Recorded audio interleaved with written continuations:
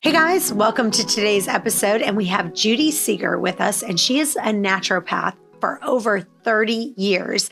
And you are going to absolutely love her. And today we are talking about gut health and the best way to figure out why you're not losing weight. We're talking about digestive issues, bloating, weight gain, and constipation, all the fun stuff. So, Judy, welcome. Hey, thank you so much, Chantel. Really appreciate being on here with you. Love, love, love your work. If everybody tells their mother, their sister, their brother about you, they would be in the limelight because you take care of your people. So thank you for being here and taking care of your followers. You're awesome. Well, you are awesome as well. And I know that you specialize in gut issues and gut health.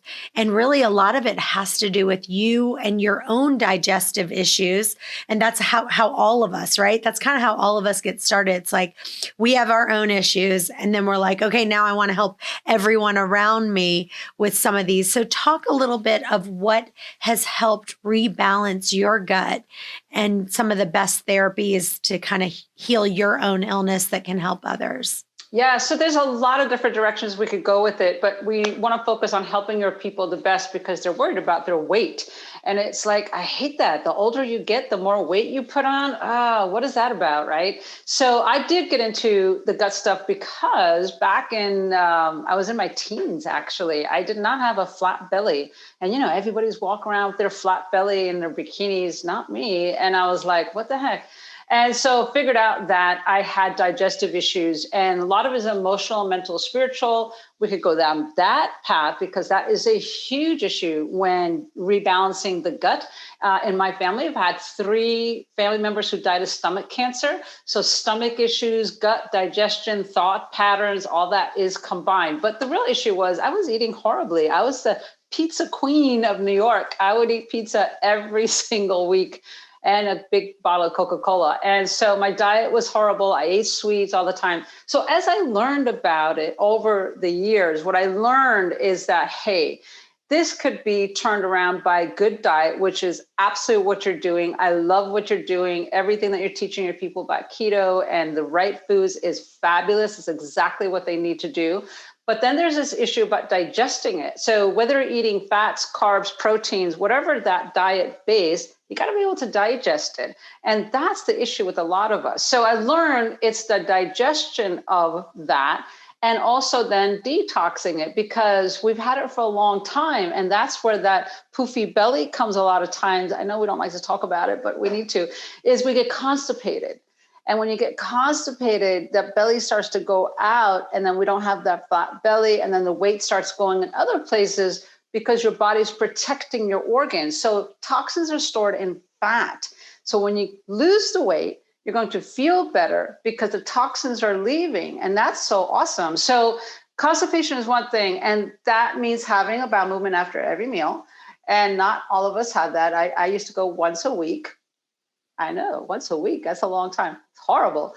And then I used to have skin rashes and weight issues and fatigue and not sleeping, all those different things. But now, here I am, 63 years old. I got energy. I feel good, not constipated, following a good program, but I detox regularly. So you do a great job teaching your people about no sugar. Well, there's a couple of other layers on that as well. So if they detox other things in their body, the weight comes off, the toxins leave because they're not stored in fat, and everybody starts feeling better because they have more energy. And that is exciting.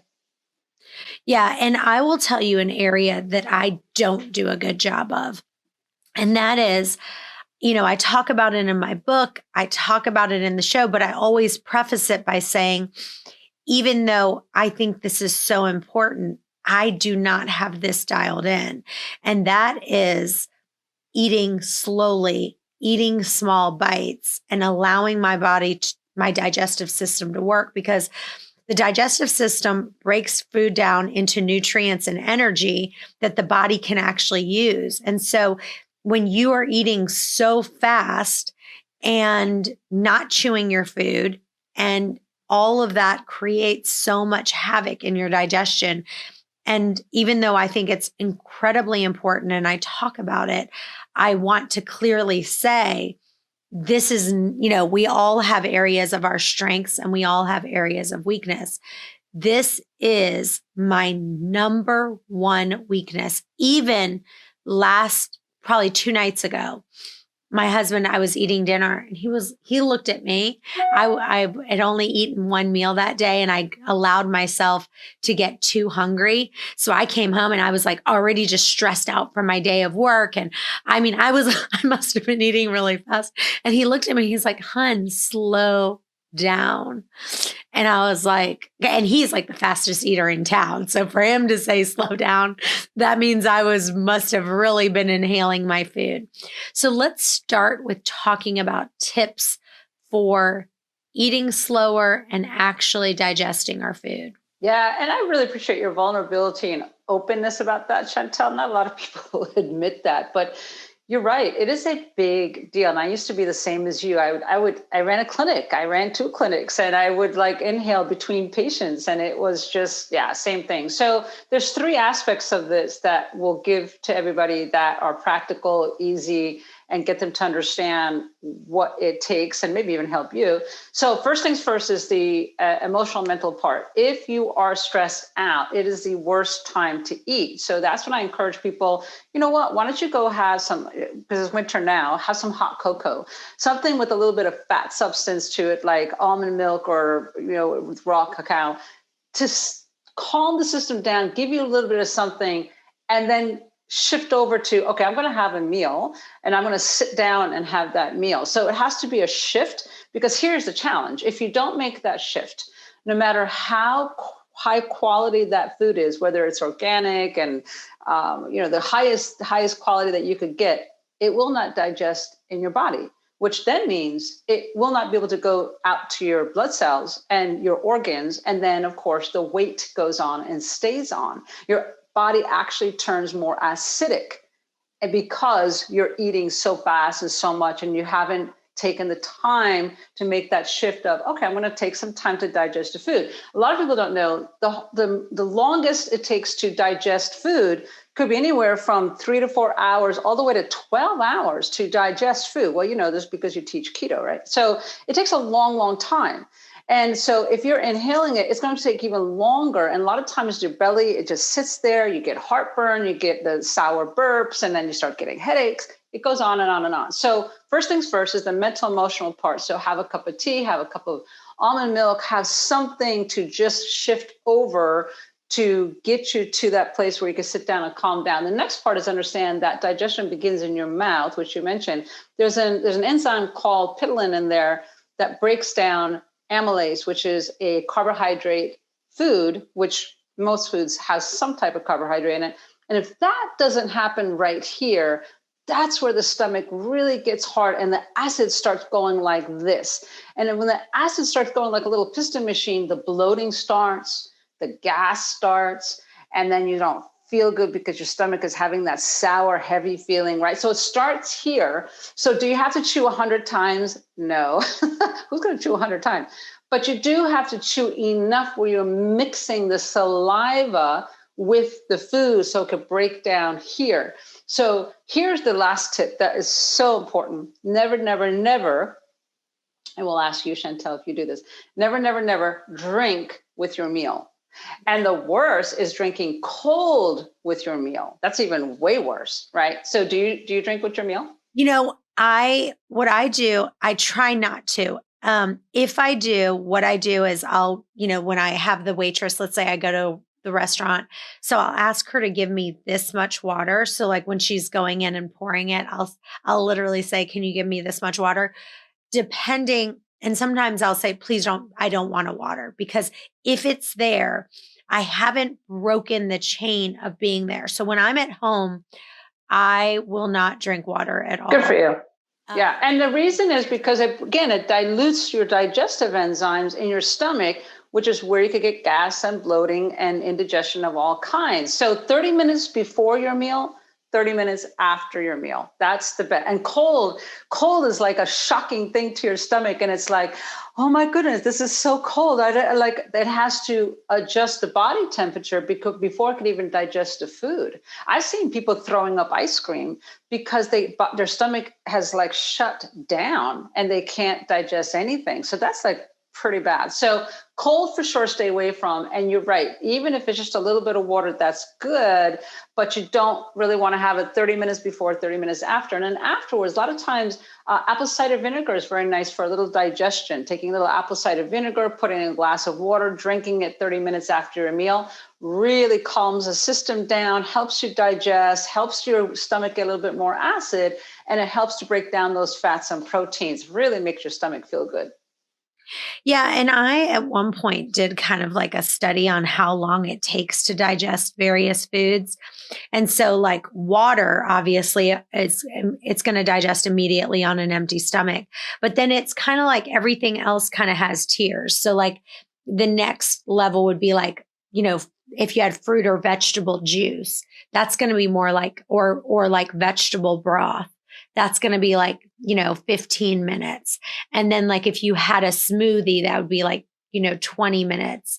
But then even fruit itself, because fruit is the fastest thing. If you eat it by yourself on an empty stomach, even the fruits, depending on what kind of fruit it is, like a watermelon digests the fastest. So that might be, within 20 minutes, you're fully digested a watermelon. It depends though. Well, here's the thing, because in the clinic, I would read the same studies and then I would see something totally opposite in the clinic. And I was like, what the heck? Here's what I've learned. If people are stressed out, again, going back to that, and if they're not chewing their food well, or they're mixing it with their water, it doesn't matter what they eat. They're going to get gas and bloating, right? Or if they they don't do any of that. They're like, okay, I'm just going to have, a peach, right? And they still get gas and bloating, which I saw often because my first clinic was in Green Bay, Wisconsin. And oh my goodness, everybody had crazy diets of all different kind and taking handfuls of supplements thinking that was enough. And I'm like, no. So the thing is if you here's your thing, never listen to anybody except your body, because your body never lies. So if you eat a peach and you're getting gas and bloating, then you can't digest it. Okay, so that's okay. Then you're just like, okay, well, maybe I need to put it in a smoothie to chop it up even more. And sometimes that's a little bit better. Or maybe mixing it with a little bit of yogurt. Maybe that's a little bit better, right? So it can be done. It's just you got to pay attention to your body and where you're at. And then you could see, oh, that is what's happening. I'm not digesting this. I got to just slow it down, right? Makes a big difference. Yeah, for me personally, I know that the way that I digest my food the best is for me to try to, as much as I can, have fruits by themselves, and then try to have most of my meals with, protein and vegetables and not a lot of starches, because I already have a lot of digestive issues. So because of that, I have to do things, a little bit differently. And you're right. Like I have to get to the place, like, sometimes I'll have like this much water. I have to get to the point I never drink any water. And the way to do that is to make sure that you're really hydrated outside of those meal times. So then you're not wanting to drink that water while you're eating. It makes such a difference. It's not even funny. No, it doesn't, because your body is made up of 80% and down to their cellular level, that water has to be there to flush out the toxins, help you digest, help you in so many different levels. So you're absolutely right. Here's another trick I learned. These are practical things I've learned in my 30 years. Love to share it with your people. Is 4 ounces of water, which is what you said. But a lot of people don't like the taste of water, right? Which is why these flavored bottled water drinks are coming out all the time. But then they're mixed with preservatives, chemicals, sucralose, all these things that are harmful for you. So having a little bit of lemon juice is good. However, my dentists are all telling me, well, it wears down the enamel on the teeth, so you got to be careful. Well, then take a straw and then drink it down, or mix it just with a little bit of juices, right? So whether it's grape juice, apple juice, we're talking like a tablespoon. I personally like the apple cider vinegar because you put good raw apple cider vinegar, like a teaspoon in there in a little glass of water. It gives it a little bit of different flavor. And then it's like, oh, you know what? I'm tired of water, but having this is not so bad. We just need to get it in a habit, like you said, a little bit at a time all throughout the day. Yeah. And I think one of the things that's really important for me is when I really understood what the process of digestion had. So where I didn't realize, like one of the things someone told me is your stomach doesn't have teeth. And that was like a really kind of eye-opening thing for me. And so when you take in food, it physically gets broken down into smaller pieces by your teeth. But one of the things I have to do is I have to cut my food because I know I'm not chewing it as much as I need to. So before it hits my mouth, I have to cut my food in the smallest pieces I can because I know I'm not going to chew it long enough. But not only do I need to keep it smaller bites, but my salivary glands are triggered and the saliva is released to moisten and lubricate the food. And so you have to keep it in your mouth so that people don't realize that's part of the digestion portion of just being in your mouth, chewing it. That starts the process. Yeah, exactly. And so digestion actually does not start in your mouth. I know this is going to kind of blow your mind, Chantel, but it starts in your nose.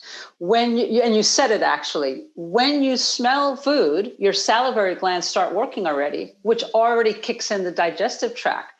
Wow. Okay, great. So it starts here. Here's the thing. The stomach is, and I wish I had my model of my stomach. If I had known, I would have brought it out. But let's just pretend we got the stomach going out. As you swallow the food, it goes in through your esophagus, right? So that's that long tube that is in your chest, right? And as it goes to the upper part of your stomach, that's called the upper part of your stomach, the upper cardiac portion, meaning it's closer to your heart. So there's a certain acid there. So when food first hits it, it kind of like makes a splash through there.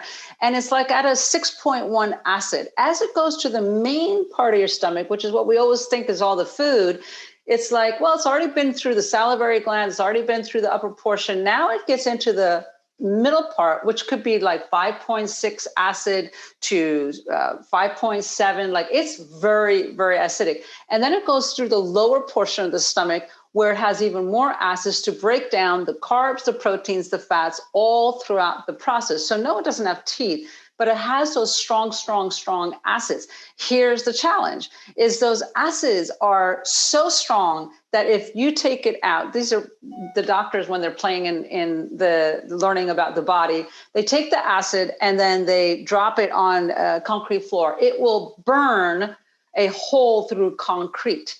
Okay, so that's how acidic it is. So you're thinking, oh, well, then it could digest a piece of steak. Well, it does, unless it's not working at top-notch level. So anytime, like you said, if the food is not chopped up, if you're mixing it with drink, if you're not settled down to be able to digest it, if the acids are off in your stomach, okay, then it's not going to be able to break down food. So how do you raise the stomach acids other than all the ways we just said, is eating more acidic type foods. And you're like, what? I don't want to have more acid foods. But you need it. It's like having the apple cider vinegar, or eating the meat, having those types are fine because it's building up that acid. What takes away from it is sugar, right? Sugar is like the worst thing. It just destroys the stomach lining. So you definitely want to stay away from that. So you're spot on with teaching your people about staying away from sugar. We just need to raise the digestive enzymes so that it helps. Now, people could take digestive supplements. These are enzymes that help break down the protein, the fats, the carbohydrates. Those are fine. I actually used to teach that in my clinic. It's just that you have to take it at every single meal. But boy, does that make a difference as well.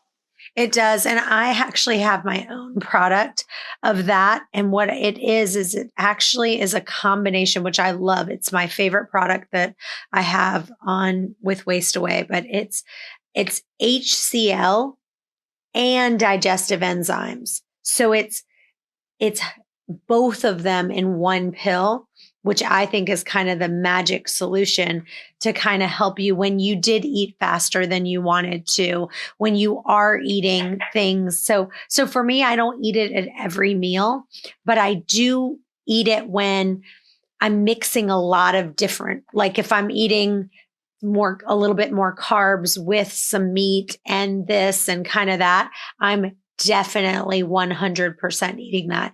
If I was eating a salad with lots of vegetables, I'm not, and tons of veggies and maybe a little bit of protein. I don't really need it.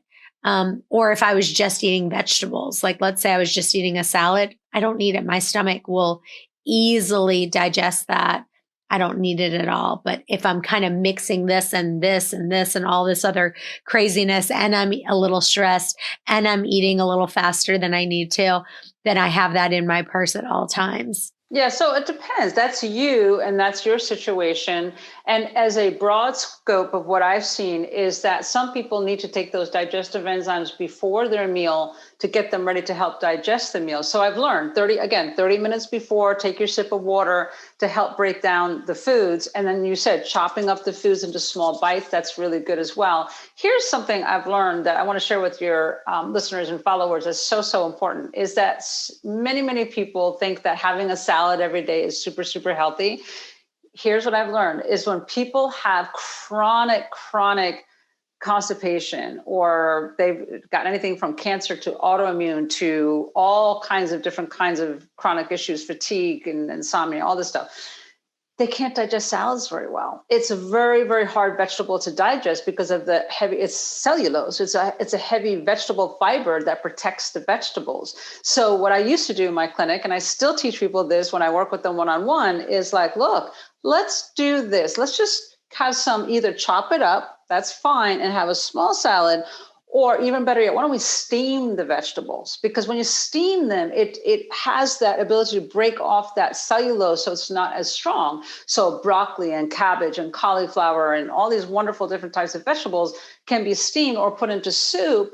And then people rave about it. They're like, oh my gosh, I feel so much better. The gas and bloating is gone. I have more energy. I'm absorbing my food. I'm like, yeah, it's just that simple. It's just like, anything that's hard to digest when you're having issues, chronic conditions, let's go steam veggies. It's a lifesaver.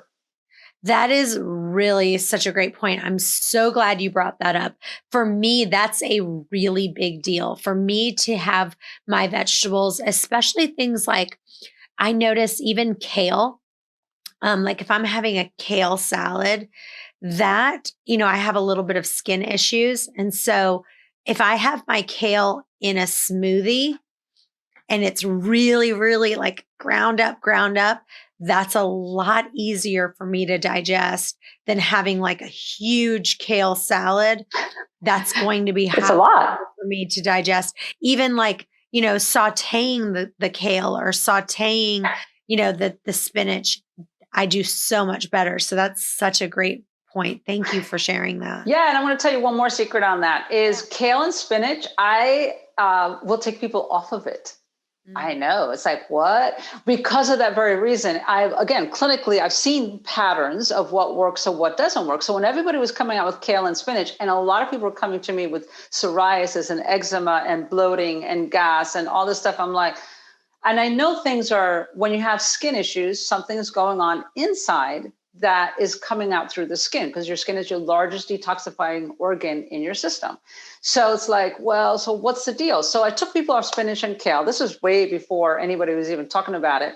And I saw drastic improvement with people. Now, can they go back on after a while? Yeah, of course. Then not every day, but having it once in a while is fine. But these were people like everyday kale salad, everyday spinach salad. And I'm like, let's just take you off. Let's do steamed veggies. Let's take you out, because kale and spinach are also very high in oxalic acid, which could cause inflammation. So I said, let's take you off of that and let's see how it goes. And that's, again, where I learned and I saw it. And then now I still tell people, I said, just for a time, get off things that are high fiber, get off things that are high in oxalic acid, which could cause joint aches and pains. And let's detoxify you a little bit. And then next thing you know, they were feeling way better. That is so wise. I love that. I want you to talk a little bit about nutrients. Like when you're not digesting your food properly, that's when you get all these other hosts of problems because the nutrients aren't able to get to your cells. Can you talk about that for a bit? Yeah. So getting nutrients into the blood system, there's a lot of different ways to do that. First things first is to understand that as the food comes into your body and as it's digested, well, where does it go? Let's finish the rest of the digestive process and I'll show you how to get the nutrients into your cells, right? So we just talked about the stomach, right? So we have the cardiac portion, the main portion, and the end portion, right? And it goes out through the duodenum into the small intestine. The small intestine is like the spaghetti thing of bunch of stuff in right underneath your stomach and right behind your belly button, where it makes it look like, oh my gosh, that's where my problem is, why I'm so fat, right? And I can't seem to lose the weight. Well, the small intestine, if you dissect it, it's a tube that has these things called villi, and it looks exactly like that. And these villi move the food down the path. Well, in between the villi is where you absorb a lot of your nutrients, your vitamin A, your minerals, your nutrients that have to go into your bloodstream. So if those small intestine are plugged up, how is it going to absorb the nutrients? Like I've literally seen x-rays where, the stomach is not digesting and the villi are pushed down and no nutrients are coming in. So it's like, well, what do? One of the first things we do is replenish it by giving it good bacteria. Good bacteria, of course, is what, Chantel? Quiz time. What is good? What is a supplement that we always take? It's in yogurt and it's all fermented food. There you go. Exactly. So probiotics, right? And there's different kinds of probiotics now, of course, but the ticket is give it probiotic. Why? Because that helps those villi work better because there's so many bad bacteria from the sugar and the alcohol and the cheese and the fried food that it's not absorbing the nutrients. So by giving it lots of good bacteria through the probiotic, then it starts to say, hey, I'm getting balanced out. So in the beginning, I tell everybody, look, you're going to get a little gas, a little bit, just a little bit, because that good bacteria is stirring things up and coming in. I put my 86-year-old mom on it. She was having constipation issues. I gave her that. And then I'm going to tell you the foods to have. She was like, oh my goodness, my stomach has gone down. I've lost 5 pounds. I feel so much better. Just that little probiotic, right? So that's important. And then the last part is the large intestine. So large intestine is typically where all the food that is not, is done with the body and the body says, hey, I'm good. The fiber or whatever, it's time to get it out through the feces. Great. So that's where a lot of problems come in, because if you've eaten poorly and the small bacteria hasn't been able to break it down and move it along, it gets stuck in there. So you could have all kinds of issues there, for constipation to diarrhea. And now that's another issue. But let's get back to the probiotics. So this is the area where once the food gets to move through that 20 feet, then next thing you know, it is going to go out to the bloodstream. That's how the nutrients go from the stomach into the whole digestive tract, into the bloodstream. So that's all your vitamins, all your minerals. You can take supplements, but if it can't be broken down, it literally will just go through the digestive tract and not be broken down. So best thing, of course, is always through food when you can. So fermented food, your sauerkraut, your kimchi, your yogurt, your foods that are fermented always do better because it helps to build that good, healthy bacteria up. What takes away from the good bacteria is the bad stuff. Again, number one is sugar, right? Sugar is going to destroy, it's going to cause issues. But the second important thing would be to stay away from the white flour products. Now, I'm Hungarian. I love a good bread. Oh my gosh, white bread. I grew up with that. Can't eat it anymore though, because I know it's bad, right? But the white bread, white pancakes, flour with, the biscuits, anything with white flour will again close the ability for the small intestine to move the food down, and the villi that is moving the food down will literally like shut down and be smushed down and be like, done. I can't work anymore. And this is where a lot of people get diarrhea and constipation, because it's just not working anymore. So white flour and white sugar. Might have to think about doing a white flour detox sometime, Chantel. That would be another one to do. Hey guys, I'm so excited. My new book, One Meal and a Tasting, is out now. And if you order the book on Amazon, just the regular paperback edition, if you go in and make a review, you will get the audio book for free. Send a copy of your receipt to questions@chantelrayway.com and you'll get the audio book right away. Well, you made a really good point. I want to talk about bowel transit time.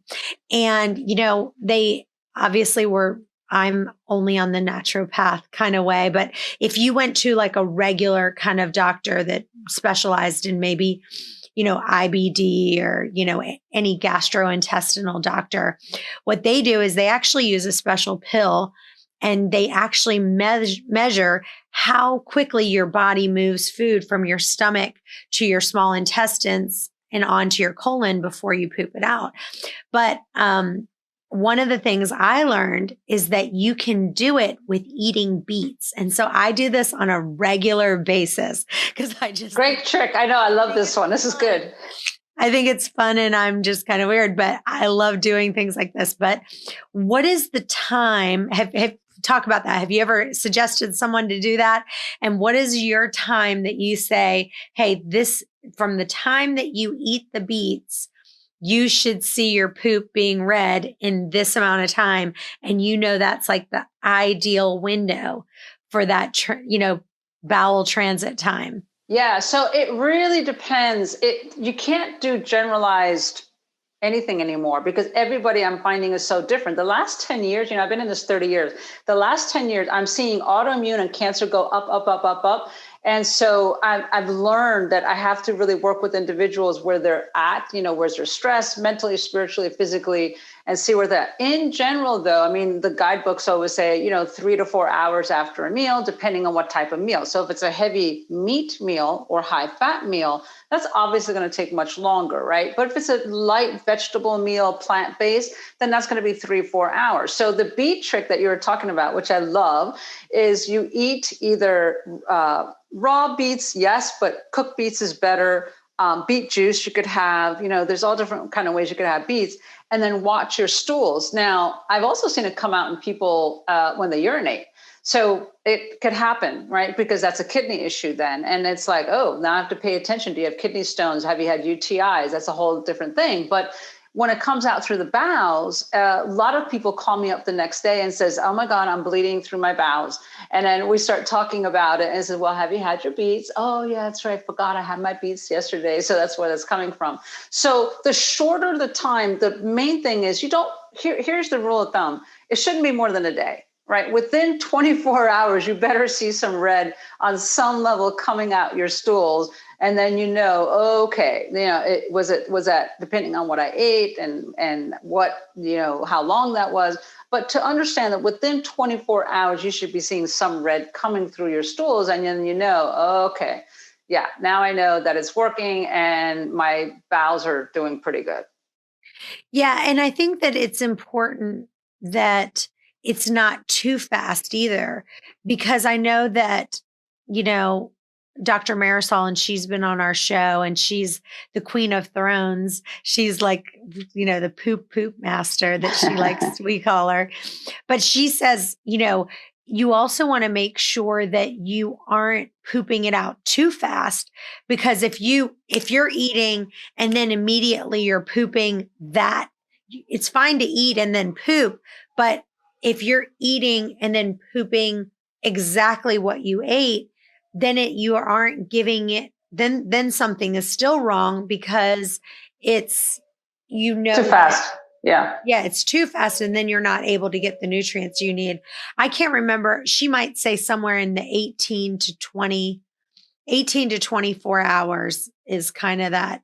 Yeah. And Dr. Marisol really knows her stuff. She's spot on with that. The main thing I just say, look, if you're seeing food particles come through, that's not good. You don't want actually to see lettuce and food coming through. That's not a good thing. You really want to make sure that you're having normal bowels and bowel movements and no diarrhea, and it's not constipated and all that kind of stuff. So that's exactly right. And then you also want to make sure always that you're detoxing all your organs at some point, right? So your kidneys, your lungs, your skin, your liver, all that should be worked on, because as those toxins leave, again, you're going to lose weight, you're going to feel better, because the toxins have a way to get out. So that's so important to make that whole combination to understand.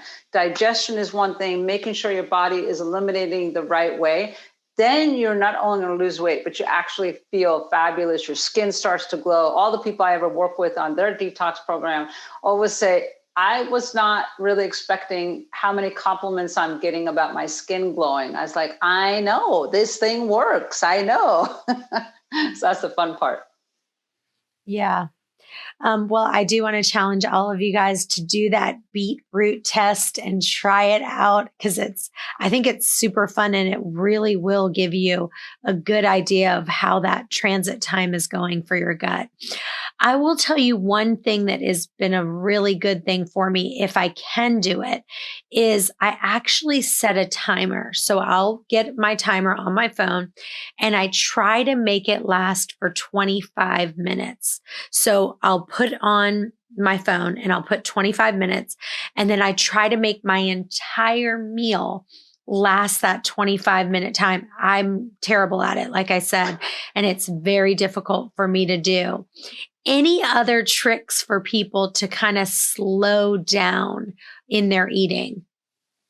Yeah, you're really looking for it. I know you're gonna have to get your mind shifted, Chantel. That's like a whole. Okay, so here's the big question: why do you sit there and eat so fast? Are you hungry? Are you upset? Is something on your mind? What is going on that you're not able to sit down and relax and eat your food? I think for me, it's like it's get it off the plate. I'm a really high D and I have so much going on. So it's like, okay, let me just get that over with. That's part of it. And So but wait, are you enjoying your food? Like, are you like tasting it? that's the problem. I'm not enjoying it. I get in I call it zombie mode. Now, sometimes I do. Don't get me wrong. I don't always do this. It just depends on the day, right? But there's days where I get to be zombie Chantel. And you literally, I don't even know that I was eating it because I get like this. I just am like zombie, da, da, da, da, da.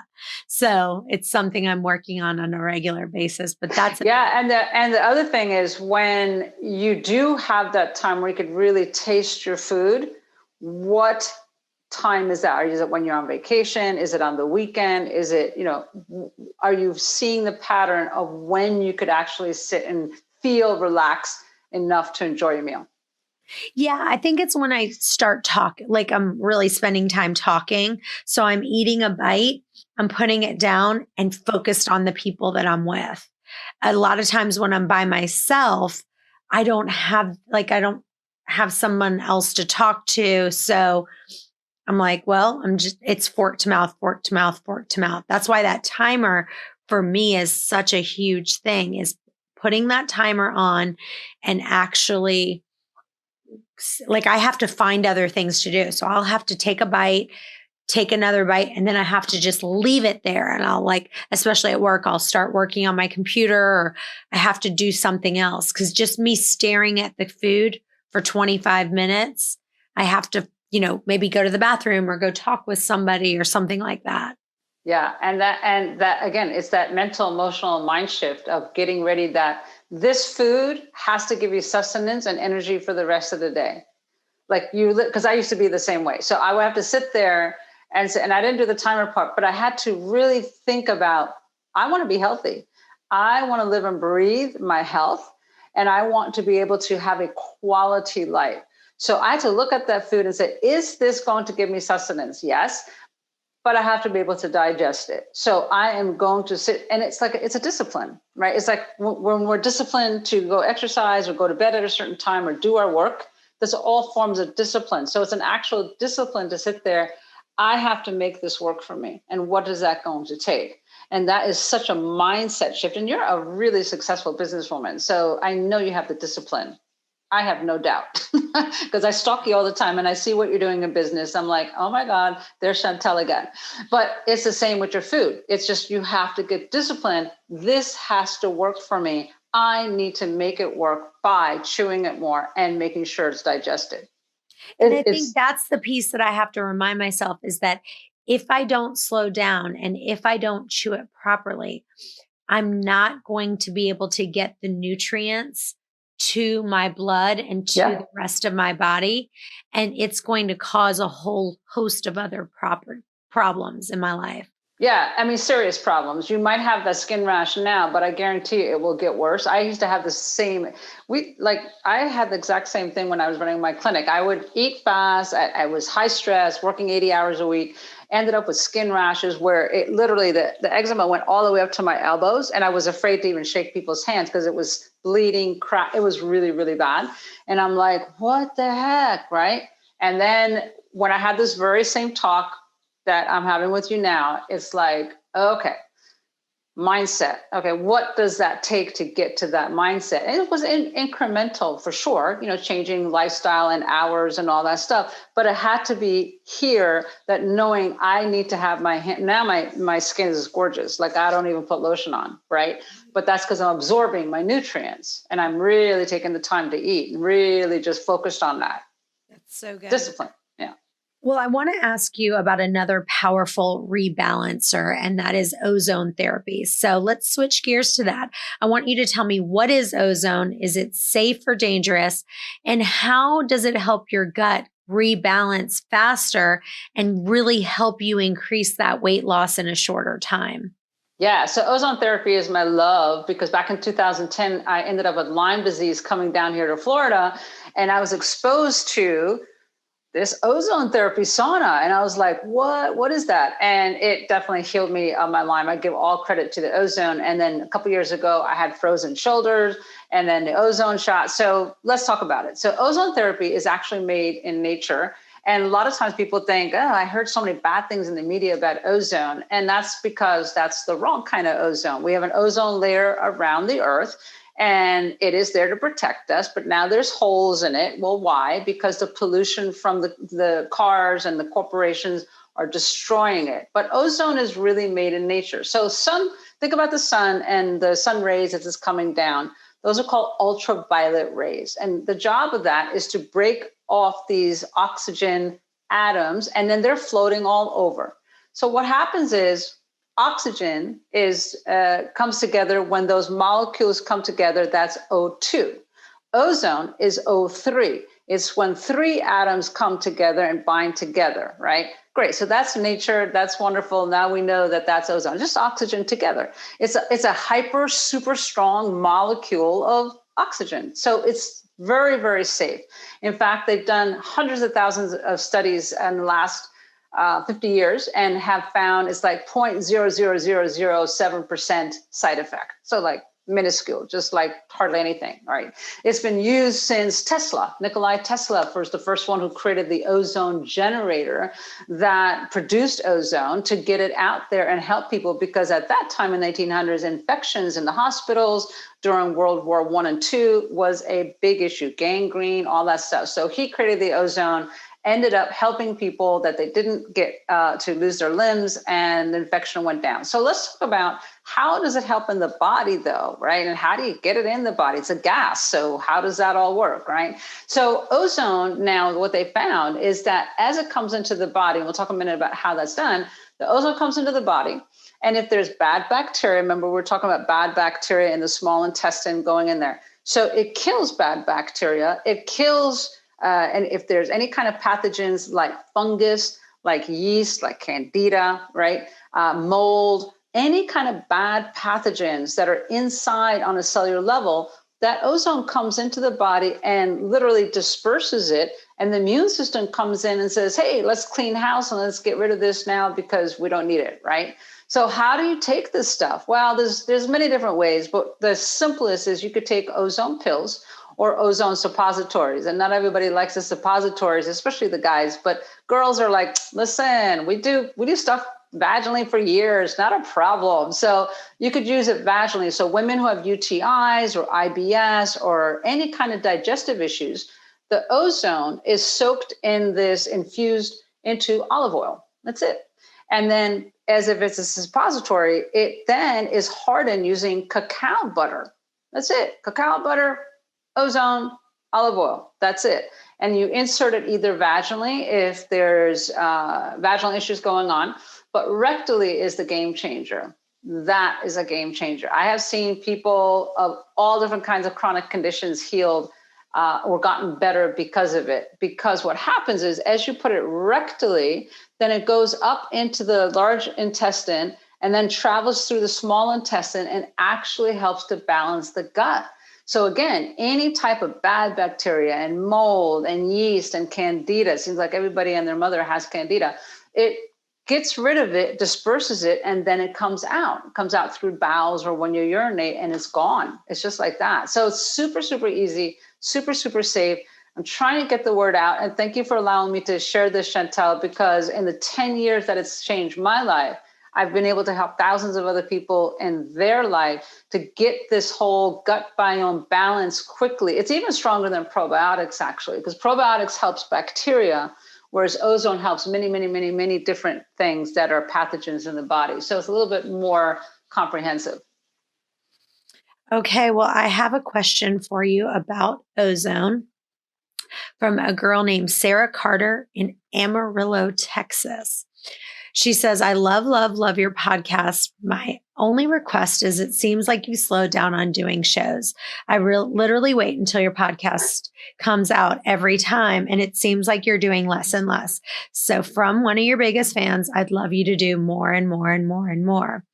I have a question about ozone pills. I started taking some ozone pills and I am on a naturally desiccated thyroid. One of the things that it's done is it's made my thyroid seem to be working more. So now I don't know what to do. It feels like I just have more thyroid in my system. Should I stop taking the ozone pills or should I cut back on the thyroid? I'm kind of scared to do either. Sarah Carter in Amarillo, Texas. Great question. And thanks so much for that question. And Chantel, why are you backing up on your shows? What's the matter, girl? Get back on there. We need you. We definitely need you. I'm going to be starting my podcast, but I want my room to look like yours. You have a beautiful, beautiful room. So, to answer that question, it will take your natural products, desiccated thyroid, vitamins, minerals, and make them stronger because again, it's extra oxygen. And anytime there's extra oxygen, it makes those products more potent, right? And this is true for medication as well.